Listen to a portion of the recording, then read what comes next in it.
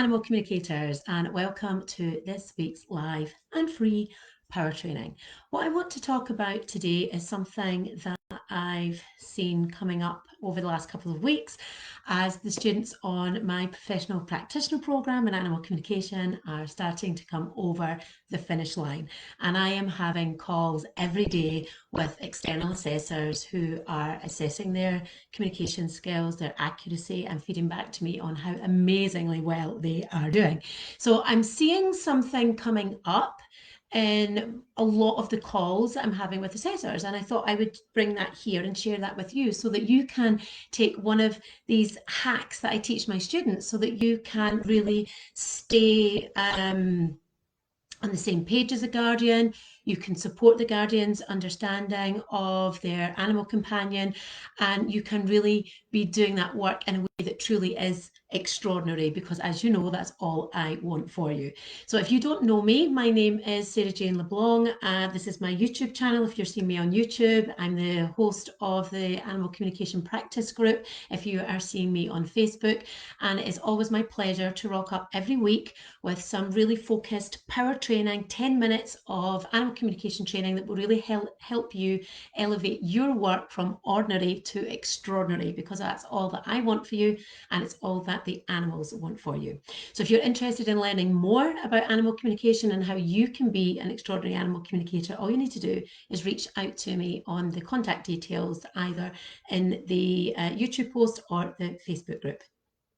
So what I am getting consistent feedback from the assessors is around this situation that can happen in our communication work, where it's very clear for the animal communicator, what's coming through, what they have. They've either seen it clearly, heard it clearly, felt it clearly, or have a combination of all of those different ways that the information has come through to them from the animal. But it might not necessarily resonate with the guardian straight away. And what is really, really important, and what I teach on my program, and what the assessors are feeding back to me, which is great testimony to the students in applying the technical teachings that we teach them here, is that they are not trying to make it fit. And that's really the purpose of this training. Don't try and make your communication work fit. That's not what communication work is about. That's not what we do in animal communication work.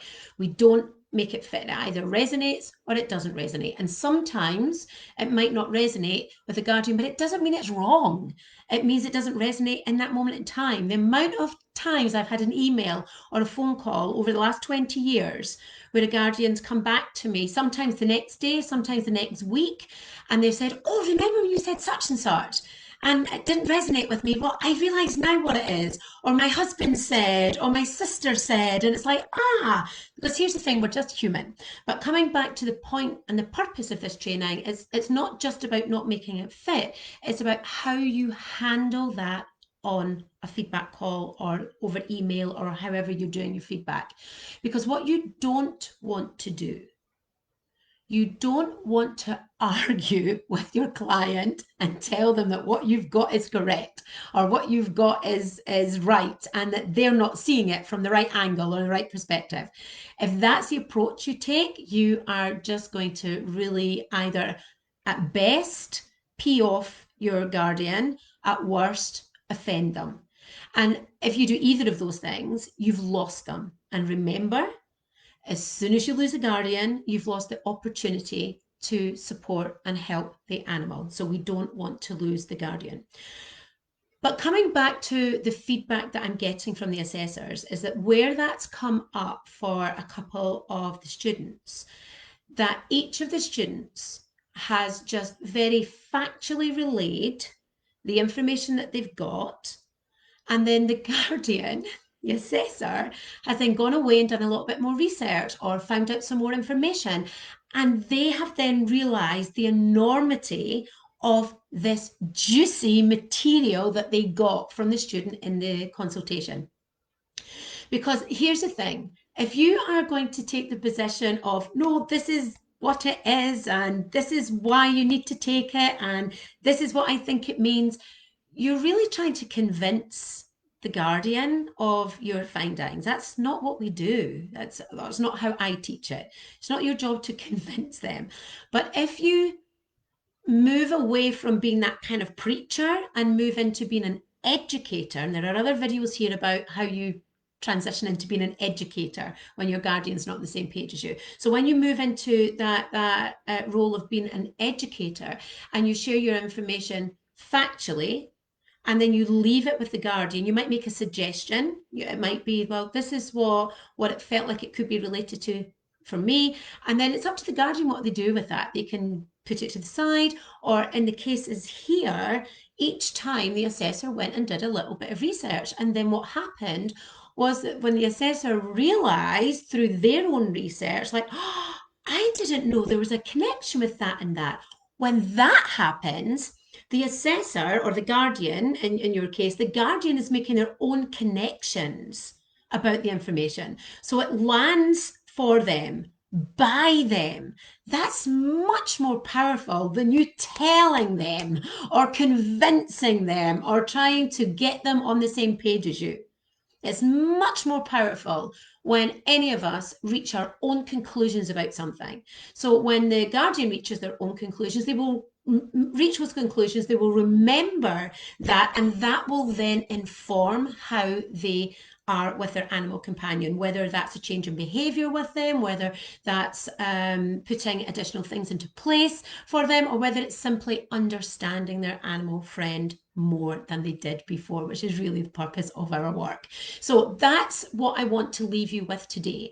When you get information where the guardian doesn't necessarily resonate with it or it doesn't land with them immediately, first of all, don't assume it's wrong. Secondly, don't try and coerce them into being on you're on the same page as you and telling them that or convincing them that what you've got is right. You're just going to turn them away, and we don't want to do that either. But you want to share that information factually, how you received it, the way that it came in, when it came in, what it might feel connected to for you, what it might feel connected to for you and how you received it. And then you just leave that with them, and then you just very politely move on to the next piece.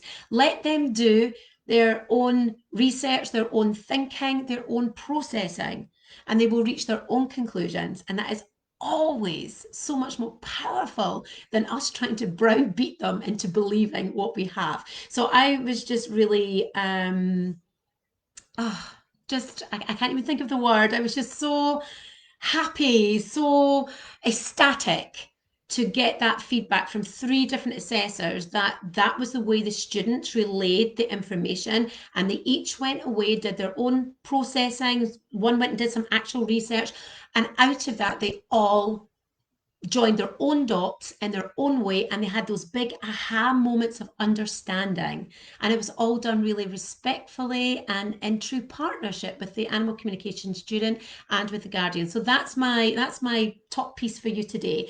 If it's not resonating, don't try and convince.